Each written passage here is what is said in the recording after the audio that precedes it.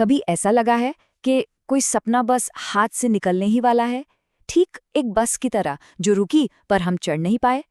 तो चलिए आज इसी एहसास की गहराई में उतरते हैं, सपनों की कीमत और जाती हुई बस की इस कहानी के साथ। ये कहानी एक बहुत ही सीधी लेकिन गहरी सच्चाई से शुरू होती है। सपने महंगे होते हैं, पर इनकी असली कीमत क्या है? क्या ये सिर्फ पैसों की बात है या फिर दांव पर कुछ और भी लगा होता है? तो चलिए मिलते हैं मीरा से। उसकी दुनिया त्याग और बलिदान से बुनी हुई है, एक ऐसी दुनिया जो शायद हम में से कई लोगों के लिए जानी पहचानी सी हो। यही है सपनों की कीमत। देखिए, मीरा के लिए ये कीमत कोई किताबी बात नहीं, बल्कि जिंदगी की हकीकत थी। पिता की अचानक बिगड़ती तबीयत, अस्पताल के वो गलियारे जहां हवा में सिर्फ डर और एक अजीब सी बेचैनी घुली थी, और हाँ, वो स्कॉलरशिप का खत जो एक बिल्कुल नई जिंदगी का दरवाजा खोल सकता था, पर हमेशा के लिए बंद ही रह गया। ये वो सपने थे जिन्हें उसने ताक पर रख दिया था। लेकिन बात सिर्फ मजबूरियों की नहीं थी, कहीं ना कहीं एक अधूरा सपना भी था, एक वादा जो उसने सालों पहले खुद से किया था, एक ऐसी चिंगारी जो अभी तक बुझी नहीं थी।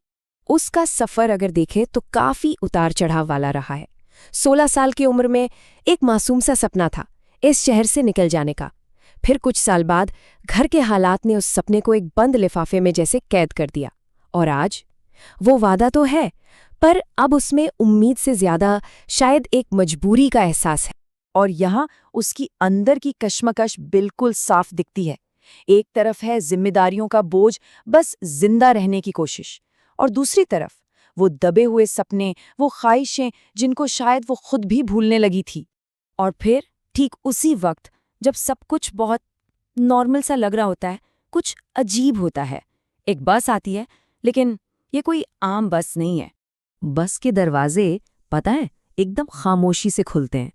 अंदर पूरा सन्नाटा, सारी सीटें खाली, जैसे बस उसी का इंतजार कर रही हों। और ड्राइवर, उसने टिकट भी नहीं मांगा। मतलब यहाँ कुछ तो अलग था।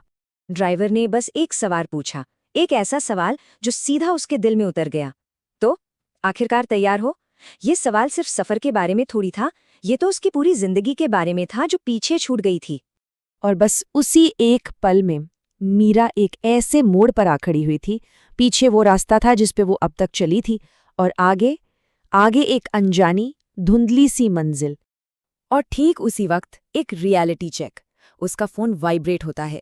ऑफिस से एक और मिस्ड कॉल, असलियत की एक जोरदार पुकार जो उसे उस जादुई बस से दूर खींच रही थी।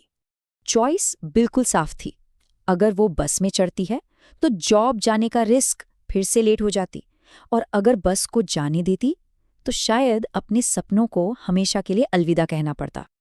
और तभी घंटा घर की घंटी बजती है, एक बार, और फिर दूसरी बार।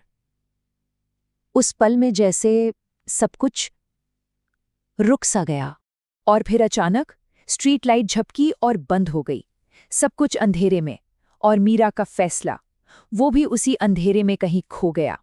तो इस कहानी का मतलब क्या निकलता है? उसने क्या फैसला किया? शायद ये सवाल ही गलत है। असली सवाल तो ये है कि सपने आखिर इंतजार किसका करते हैं। पता है, इसका मैसेज बहुत ही सिंपल और गहरा है। हमारे सपने वो कहीं जाते नहीं हैं, वो बस बहुत सब्र से इंतजार करते हैं, सही वक्त का, जब हम आखिरकार तैयार हो जाते हैं। तो आज की ये कहानी एक सवाल छोड़ जाती है। हमारे बचपन का वो कौन सा हिस्सा है जो आज भी हमारे अंदर जिंदा है? ऐसा कौन सा पैशन है जिसे हम भूल चुके हैं, जो शायद बस सही वक्त का इंतजार कर रहा है? इस पर जरूर सोचना।